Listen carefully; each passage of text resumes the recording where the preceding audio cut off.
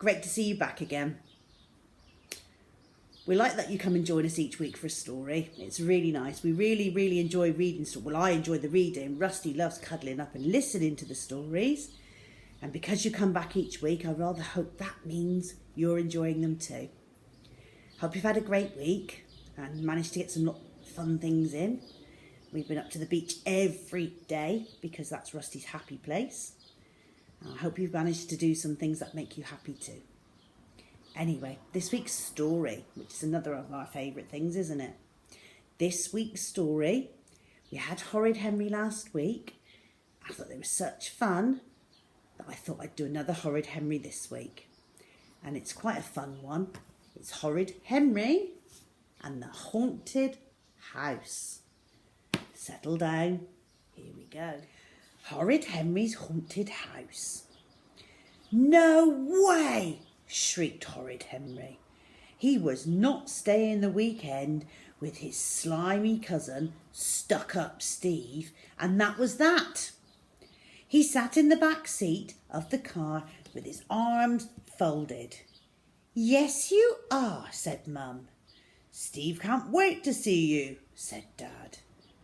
This was not exactly true. After Henry had sprayed Steve with green goo last Christmas and helped himself to a few of Steve's presents, Steve had sworn revenge. Under the circumstances, Henry thought, it would be a good idea to keep out of Steve's way. And now Mum had arranged for him to spend the weekend while she and Dad went off on their own. Perfect Peter was staying with Tidy Ted and he was stuck with Steve. It's a great chance for you boys to become good friends, she said. Steve is a very nice boy. I feel sick, said Henry, coughing. Stop faking, said Mum. You were well enough to play football this morning. I'm too tired, said Henry, yawning. I'm sure you'll get plenty of rest at Aunt Ruby's, said Dad firmly. I'm not going, howled Henry. Mum and Dad took Henry by the arms and dragged him to rich Auntie Ruby's door and rang the bell. Ding dong. A massive door opened immediately. Welcome, Henry, said rich Aunt Ruby, giving him a great smacking kiss.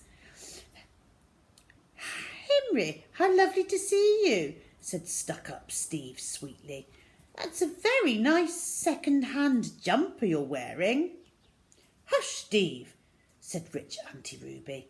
I think Henry looks very smart. Henry glared at Steve. Thank goodness he'd remembered his goo shooter. He had a feeling he might need it. Goodbye, Henry, said Mum. Be good. Ruby, thank you so much for having him. Our pleasure, lied Aunt Ruby. The great door was closed. Henry was alone in the house with his arch enemy. Henry looked grimly at Steve. What a horrible boy, he thought. Steve looked grimly at Henry. What a horrible boy, he thought.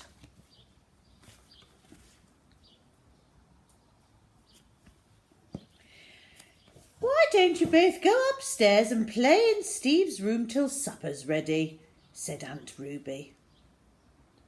I'll show Henry where he's sleeping first, said Steve. Good idea, said Aunt Ruby. Reluctantly, Henry followed his cousin up the wide staircase. I bet you're scared of the dark, said Steve. Course I'm not, said Henry. That's good, said Steve. This is my room, he added, opening the door to an enormous bedroom. Horrid Henry stared longingly at the shelves filled to bursting with zillions of toys and games. Of course, all my toys are brand new. Don't you dare touch anything, hissed Steve. They're all mine and only I can play with them. Henry scowled.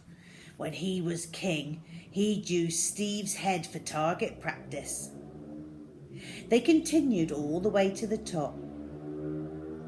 Goodness, this old house was big, thought Henry.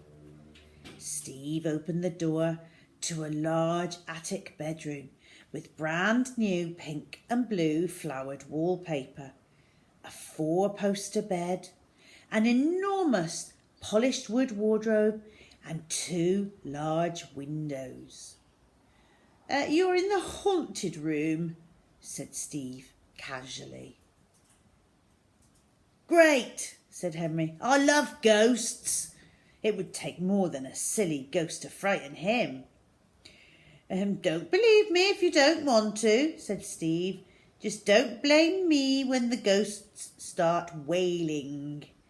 You're nothing but a big fat liar, said Henry. He was sure Steve was lying. He was absolutely sure Steve was lying. He was 1,000,000% sure that Steve was lying.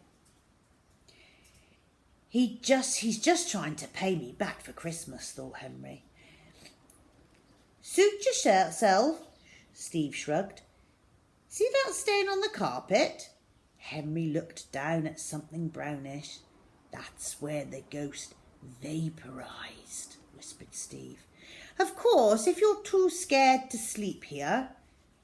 Henry would rather have walked on hot coals than admit to being scared to Steve. He yawned, as if he'd never heard anything so boring. I'm looking forward to meeting the ghost, said Henry. Good, said Steve. Supper, boys, called Aunt Ruby. Henry lay in bed.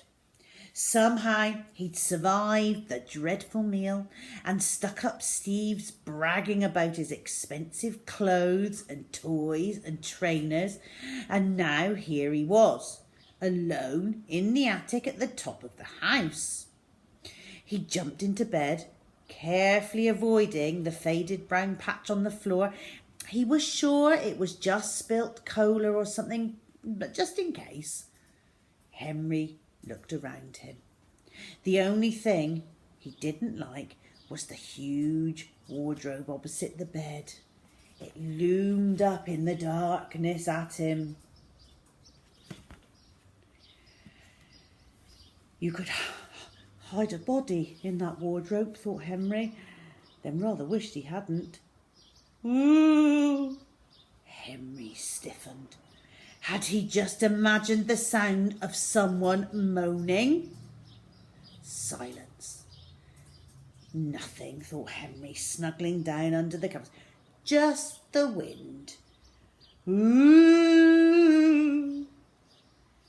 This time, the moaning was a fraction louder. The hair on the back of Henry's neck stood up. He gripped the sheets tightly. Ha! Henry sat up. Ha! The ghost, breathy, moaning sound was not coming from outside.